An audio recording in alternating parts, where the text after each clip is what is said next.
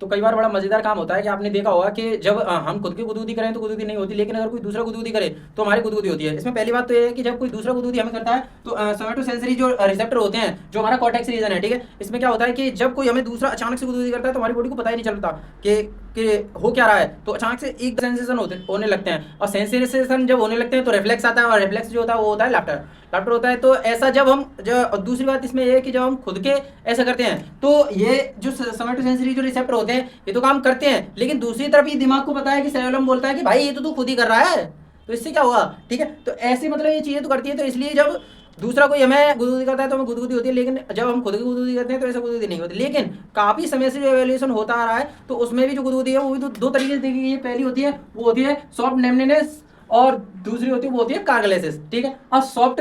नेस में से ये क्या होती है कि जब हम किसी पंख को लेकर अपने ऐसे ऐसे त्वचा पे या फेरते हैं, या फिर कई बार कई सालों पहले या फिर जब जब से स्टार्ट हुआ है और उस तब से देखो कोई कीड़ा जब चढ़ता है हमारे ऊपर तब भी हमें जो गुदगुदी होती है वो होती है सॉफ्टनेस, ठीक है। लेकिन जो बॉन्डिंग बनाने वाली होती है, या फिर ऐसे बोलते हैं कि जो कार्गलेसिस होती है वो क्या करती है, ये डोपामिन का बॉन्डिंग बनाने लगती है, ठीक है। जैसे कोई बच्चा आया और बच्चे